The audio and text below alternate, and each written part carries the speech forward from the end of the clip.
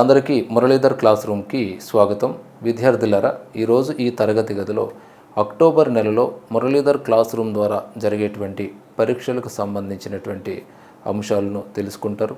దాంతోపాటుగా మరికొన్ని కీలకమైనటువంటి అంశాలు కూడా మీరు తెలుసుకోబోతారనమాట. సో ఏ పని చేసినా కూడా ఒక లక్ష్యాత్మకంగా చేయాలని మన పెద్దలు చెబుతూ ఉంటారు. ఒక లక్ష్యాన్ని మనం ఎంపిక చేసుకుని, ఒక లక్ష్యాన్ని మన బుర్రలో పెట్టుకుని మనం సాగినట్లయితే మన యొక్క ప్రయాణం అనేటువంటిది చక్కగా సాగుతుంది. ఆ లక్ష్యమే మనల్ని కంట్రోల్ చేస్తూ ఉంటుంది. మనం ముందుకు నడవడానికి అది మనల్ని ప్రేరేపిస్తూ ఉంటుంది అన్నమాట. సో అక్టోబర్ నెలలో కూడా మనం కొన్ని లక్ష్యాలను పెట్టుకుని ప్రయాణం చేయడానికి ముందుకు సాగుదాం. ఆ లక్ష్యాలు ఏంటంటే, మొదటిది అభివృద్ధి, రెండవది పరిపక్వత, మూడవది పరిశీలన. ఏంటి అన్ని సైకాలజీ పదాలు సార్ బోర్డు మీద రాశారనుకోకండి. దీన్ని మన కాన్సెప్ట్కి అనుగుణంగా మనం మార్చుకుని వీటి ఆధారంగా కొన్ని లక్ష్యాలతోటే ఈ అక్టోబర్ నెల టైం టేబుల్ సిద్ధం చేయడం జరిగిందనమాట. అభివృద్ధి అనేటువంటి లక్ష్యంలో మన అక్టోబర్ నెలలో దేనిలో అభివృద్ధి సాధించాలంటే అది వరల్డ్ జాగ్రఫీలో మనం అభివృద్ధిని సాధించాలి. సో వరల్డ్ జాగ్రఫీకి సంబంధించి మనం భారతదేశ జాగ్రఫీని పరిశీలన చేసాం, చక్కగా చదువుకున్నారు, మీరు ఆల్రెడీ ఎగ్జామ్స్ రాశారు, మంచిగా కూడా మార్కులు వచ్చాయి గత సెప్టెంబర్ నెలలో. మరి ఈ నెలలో మన వరల్డ్ జాగ్రఫీని టచ్ చేయాలి. దీనికి మనం ఏం చేయాలి? ఇంటర్ మొదటి సంవత్సరం తెలుగు అకాడమీ జాగ్రఫీ బుక్ చదువుకోవాలి. ముఖ్యంగా 2014 ఎడిషన్, ఆంధ్రప్రదేశ్కి సంబంధించిన ఎడిషన్ మనం చదువుకోవాలి. చదవడం ద్వారా ఏమవుతుందంటే, ఇందులో మనకి 9 యూనిట్స్ ఉంటాయి. 9 యూనిట్స్ని మనం ఈ నెలలో చక్కగా చదువుకున్నట్లయితే ఇంచుమించుగా మనకి ఓవరాల్ ఇటు వరల్డ్ జాగ్రఫీ మీద పూర్తి అవగాహన అనేటువంటిది వచ్చి తీరుతుందనమాట. అందులో మనం మంచి అభివృద్ధిని సాధిస్తాం. ఇటు 6వ తరగతిలో ఉన్నటువంటి వరల్డ్ జాగ్రఫీ అంశాలు కానీ, 7వ తరగతిలో ఉన్నటువంటి వరల్డ్ జాగ్రఫీ అంశాలు కానీ, అలాగే 8, 9 తరగతుల్లోనూ, అలాగే 10వ తరగతుల్లో ఉండేటువంటి కొన్ని జాగ్రఫీ అంశాల్లో ఉండేటువంటి కీలకమైనటువంటి అవగాహన సామర్థ్యం అంతా కూడా మనం ఈ ఇంటర్మీడియట్ బుక్ చదవడం ద్వారా, దాన్ని చక్కగా అధ్యయనం చేయటం ద్వారా మనకి ఇదంతా వస్తుంది అనమాట. అంటే ఓవరాల్గా మన అక్టోబర్ నెలలో ఈ వరల్డ్ జాగ్రఫీ అనే కాన్సెప్ట్లో మనం అభివృద్ధిని సాధించి తీరుతాం. ఒక ఇంటర్మీడియట్ బుక్ మీరు చదవటం మూలంగా దిగువ తరగతుల్లో ఉండేటువంటి చాలా అంశాలు, మీకు అర్థం కాని అంశాలన్నీ కూడా ఇక్కడ క్లియర్ అవుతాయి విద్యార్థులారా. అంటే ఆ రకంగా మన అభివృద్ధిని సాధిస్తాం. ఇక రెండోది ఏంటి?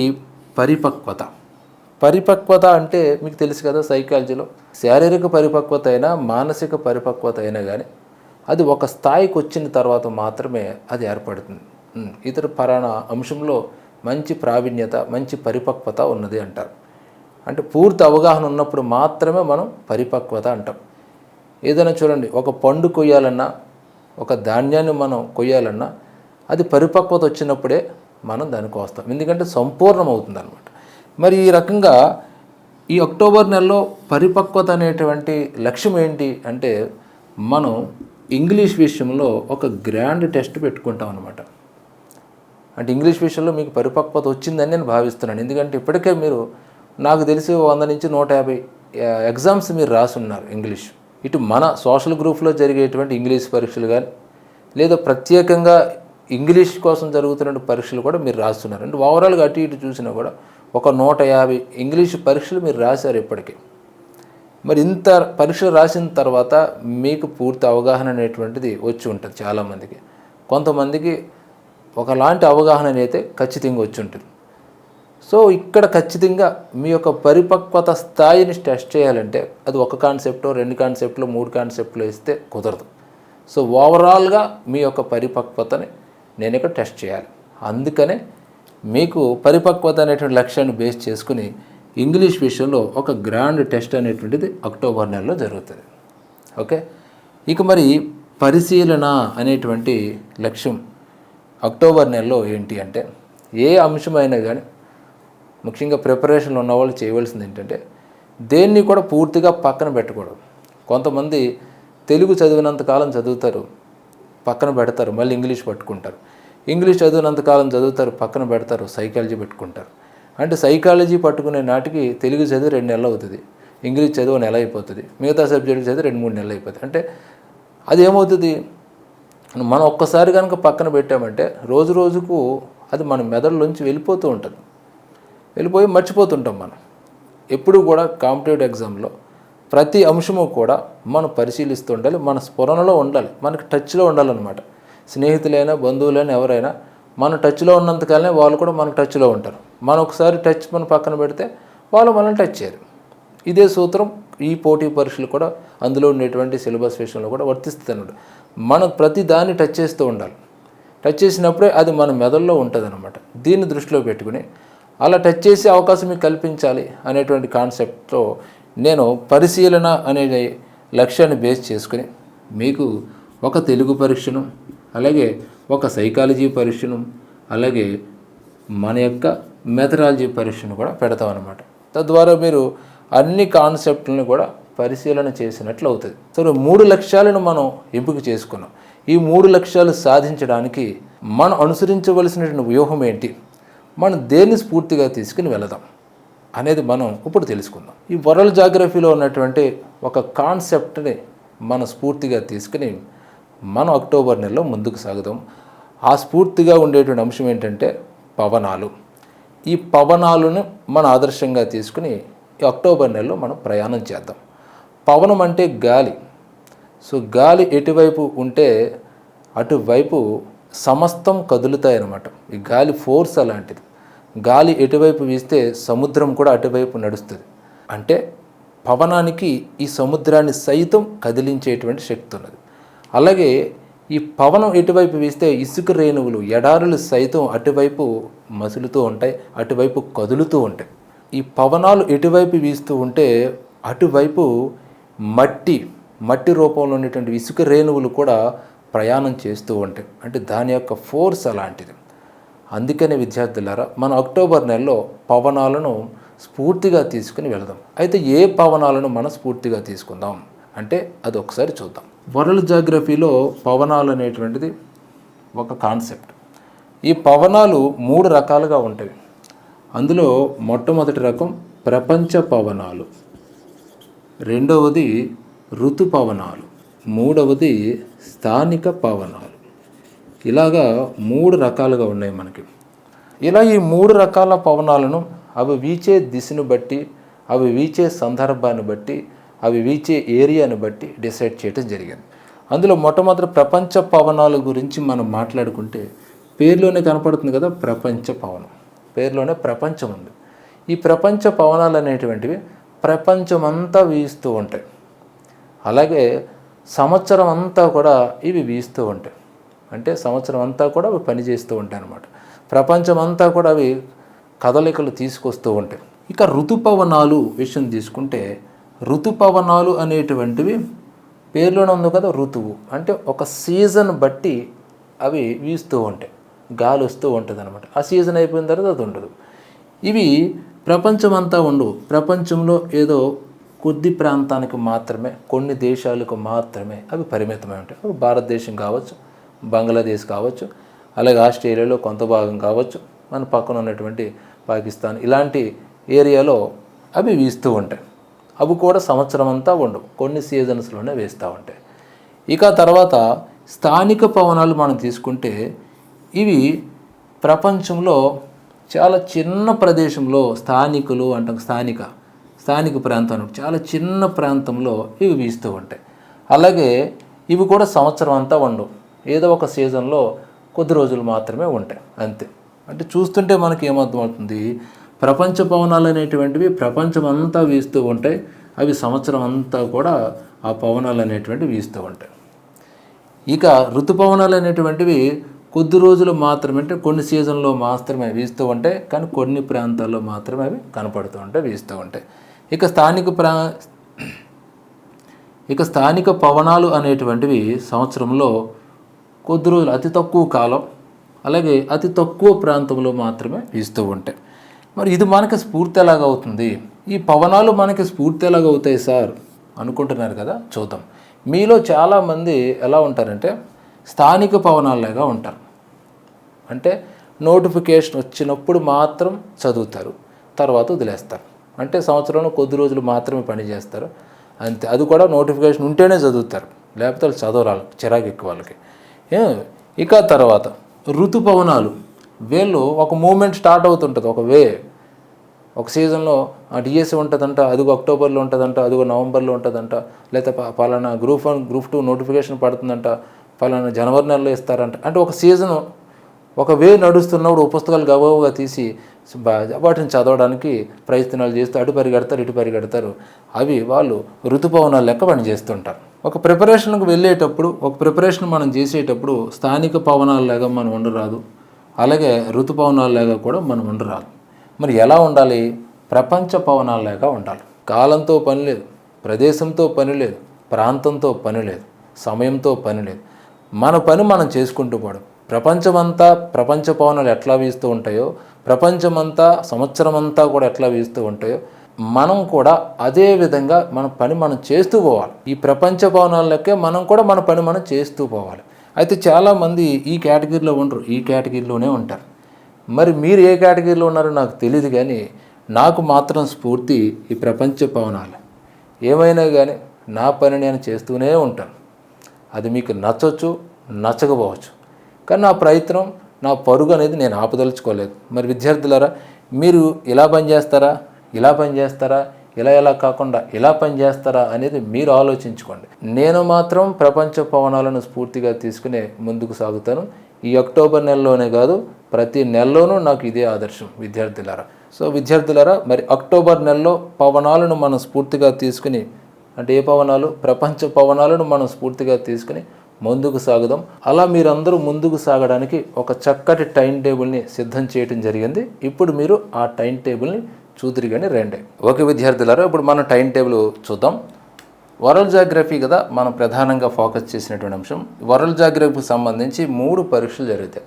ఈ 3 పరీక్షలు మీరు పద్ధతిగా ప్రిపరేషన్ చేసి రాసినట్లయితే మనకి ఇంటర్మీడియట్ పూర్తి అయిపోతుంది అనమాట. అందులో మొదటి వరల్డ్ జాగ్రఫీ పరీక్షకు సంబంధించి ఎగ్జాము 8వ తారీఖున జరుగుతుంది, అక్టోబర్ 8వ తారీఖున.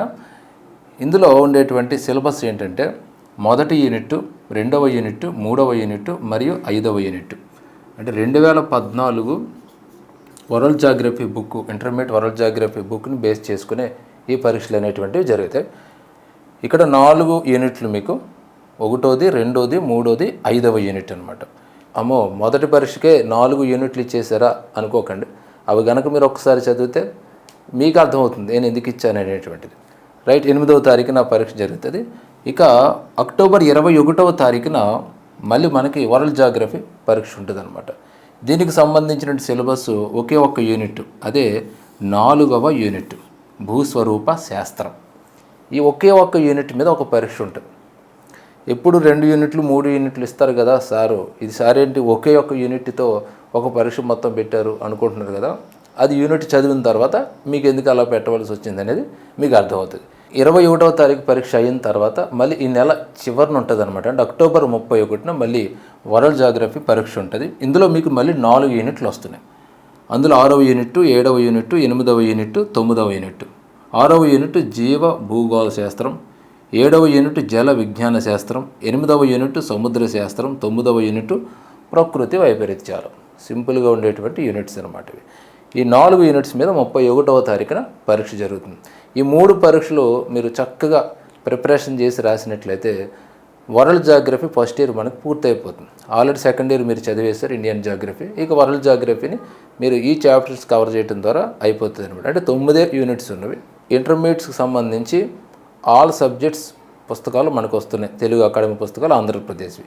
ఆ వచ్చిన తర్వాత ఆ వరల్డ్ జాగ్రఫీ మీద, అందులో ఉండేటువంటి హిస్టరీ అంశాల మీద తిరిగి మళ్ళీ మనం పరీక్షలు పెట్టుకోవడానికి ప్రయత్నాలు చేద్దాం. అయితే ఈ లోపల మీరు ఇది కనుక చదివేసి చక్కగా రాసేసినట్లయితే జాగ్రఫీ అంటే ఏంటి, అందులో ఉండేటువంటి అంశాలు ఏంటి, కీలకమైనటువంటి అంశాలు ఒక ప్రాథమిక అవగాహన మీకు ఏర్పడిపోతుంది విద్యార్థులరా. ఓకే, ఇక తర్వాత మనం ఈ నెలలో తెలుగు పరీక్షను కూడా పెట్టుకుంటాం. తెలుగు పరీక్ష, ఈ తెలుగు పరీక్షకు సంబంధించి ఇచ్చినటువంటి సిలబస్ ఏంటంటే అలంకారాలు. టెట్ సిలబస్లోనే అనమాట అలంకారాలు, అలాగే అపరిచిత గద్యము, అపరిచిత పద్యము. అపరిచిత గద్యం ఇంకా అపరిచితం, అది అపరిచిత పద్యం ఏదైనా ఇవ్వచ్చు, మేము ఎటువంటి గద్యమైనా ఇవ్వచ్చు. మీరు ఆ పరీక్షకు మీరు చక్కగా ప్రిపరేషన్ చేసుకోవాలి. అంటే సాధారణంగా ఇలా జరిగేటువంటి పరీక్షల్లో అపరిచిత గద్యం అపరిచిత పద్యాలు ఎవరు గ్రాండ్ టెస్ట్లోనే ఉంటాయి. అయితే మీ చేత మరి చాలా కాలంగా మీరు పరీక్షలు రాస్తున్నారు, తెలుగు పరీక్షలు అనేక పరీక్షలు రాసి ఉన్నారు. ఈ పాటికి మీకు ఒక పద్యాన్ని అర్థం చేసుకోవటం, ఆ పద్యంలో ఉన్నటువంటి పదాలకు అర్థాలు తెలుసు ఉంటాయి అనేటువంటి ఒక నమ్మకంతో మేము ఈ నెలలో అపరిచిత పద్యాన్ని అపరిచిత గద్యాన్ని కూడా ఇవ్వటం జరుగుతుంది. అది ఎప్పుడు ఉంటుందంటే తెలుగు పరీక్ష అక్టోబర్ 4వ తారీఖున మనకి తెలుగు పరీక్ష ఉంటుంది అనమాట. ఈ వీడియో మీరు చూసే నాటికి 1-2 రోజుల సమయం ఉంటుంది. అక్టోబర్ 4వ తారీఖున మనకి అలంకారాలు అపరిచిత గద్యం అపరిచిత పద్యం మీద ఉంటుంది. ఇక తర్వాత ముఖ్యమైనటువంటిది సోషల్ స్టడీస్ మెథడాలజీ మీద ఒక పరీక్ష ఉంటుంది అక్టోబర్ నెలలో. సిలబస్ ఏంటంటే సాంఘిక శాస్త్ర అభ్యసన ఉపగమాలు వ్యూహాలు, బిఈడి అకాడమీ బుక్లో ఉన్నటువంటి అంశం అన్నమాట. ఇది బిఈడి అకాడమీ బుక్లో ఇది 6వ యూనిట్, సాంఘిక శాస్త్ర అభ్యసన ఉపగమాలు వ్యూహాలు. ఈ పరీక్ష ఎప్పుడు ఉంటుందంటే అక్టోబర్ 26వ తారీఖున మీకు ఈ పరీక్ష ఉంటుంది. అక్టోబర్ 26వ తారీఖున టాపిక్ ఏంటి? సాంఘిక శాస్త్ర అభ్యసన ఉపగమాలు వ్యూహాలు. చక్కగా మరి మీకు చాలా రోజుల సమయం ఉంది కాబట్టి ఫ్రీగా చక్కగా చదవండి. ఆ యూనిట్ కూడా కొంచెం పెద్దదే అయినా కానీ మీరు చదివినట్లయితే ఈ 20 రోజులు మీకు సమయం సరిపోతుంది. చక్కగా చదువుకుని మంచిగా ప్రిపరేషన్ చేసి రాయండి. ఇక తర్వాత ఇంగ్లీష్ పరీక్ష కూడా ఒకటి ఉంటుంది. ఇంగ్లీష్ పరీక్ష ఏంటంటే అది గ్రాండ్ టెస్ట్. మీరు ఇప్పటికే చాలా ఇంగ్లీష్ పరీక్షలు రాశారు. మురళీధర్ క్లాస్ రూమ్ నుంచి మొదటి నుంచి మేము ఇంగ్లీష్ మీద ఎక్కువ ఫోకస్ చేసాం.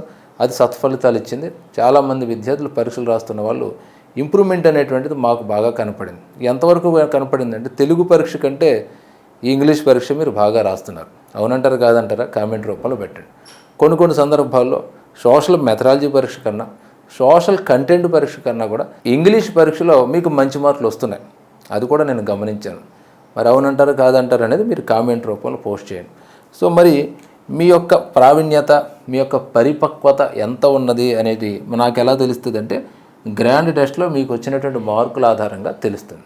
ఈ గ్రాండ్ టెస్ట్ ఎప్పుడు జరుగుతుందంటే అక్టోబర్ 16వ తారీఖున ఈ గ్రాండ్ టెస్ట్ మనం కండక్ట్ చేసుకుంటాం. 16వ తారీఖు చాలా రోజుల సమయం ఉన్నది కాబట్టి చక్కగా మీరు ఇంగ్లీష్ని చూసుకోండి. టెట్ సిలబస్సే దీనికి. టెట్ సిలబస్లో ఉన్నటువంటి ఆల్ టాపిక్స్ మీరు చూసుకోవాలి. అర్థమవుతుంది కదా. అంటే ఈ రకంగా మనం అక్టోబర్ నెలలో 3 జాగ్రఫీ పరీక్షలు, ఒక తెలుగు పరీక్ష, ఒక మెథడాలజీ పరీక్ష, ఒక ఇంగ్లీష్ పరీక్ష. అంటే ఈ పరీక్షల ద్వారా మనం కంటెంట్ కవర్ చేస్తున్నాం, తెలుగుని కవర్ చేస్తున్నాం, మెథడాలజీని కవర్ చేసాం, ఇంగ్లీష్ని కూడా కవర్ చేసాం. ఇంకేదో మిగిలింది, అదే సైకాలజీ. సైకాలజీ మీద కూడా ఒక పరీక్ష ఉంటుంది మనకి అక్టోబర్ నెలలో. ఈ సైకాలజీ పరీక్షకు సంబంధించి టెట్ సిలబస్లో ఉన్నటువంటి కొన్ని టాపిక్స్ మీద, అంటే మొదటి టాపిక్స్ మీద అనమాట. పెరుగుదల, అభివృద్ధి, వికాసం, పరిపక్వత, అలాగే ప్రజ్ఞ, అభిరుచి, వైఖరి, వివేచన, ఆలోచన, సహజ సామర్థ్యం, సృజనాత్మకత. ఈ అన్ని టాపిక్స్ మీద గతంలో మీరు పరీక్షలు రాసి ఉన్నారు. మళ్ళీ ఇంకొకసారి చక్కగా చదువుకొని ఈ సైకాలజీ పరీక్షను కూడా సిద్ధపడండి. మరి చక్కటి సైకాలజీ పరీక్ష ఎప్పుడు ఉంటుందంటే డేట్ నోట్ చేసుకోండి. 12వ తారీఖు అక్టోబర్ నెల అనమాట. 12వ తారీఖున ఈ పరీక్ష ఉంటుంది. టాపిక్స్ ఇవి: పెరుగుదల, ప్రజ్ఞాభిరుచి, ఈ టాపిక్స్ మీద ఉంటుంది. చక్కగా మీరు టెట్ సిలబస్ పేపర్ దగ్గర పెట్టుకొని ఈ టాపిక్స్లో ఏమున్నాయో అన్నీ కూడా చూసుకోండి. అంటే ఇంకా సైడ్ హెడ్డింగ్స్ ఉంటాయి కదా, మొత్తం ఓవరాల్గా అన్నీ చూసుకుని మీరు ఆ పరీక్షని చక్కగా రాయడానికి ప్రయత్నించండి నా ప్రియమైనటువంటి విద్యార్థులారా. ఇలా మీరు ఈ అక్టోబర్ నెలలో ఎంపిక చేసుకున్నటువంటి లక్ష్యాల ఆధారంగా చక్కగా చదువుతూ మిగతా విషయాలన్నింటిని కూడా పక్కన పెట్టి పూర్తిగా ప్రిపరేషన్ చేస్తూ చక్కగా పరీక్షలు రాయాలని మిమ్మల్ని అందరినీ కూడా కోరుకుంటూ సెలవు తీసుకుంటున్నాను. జై హింద్.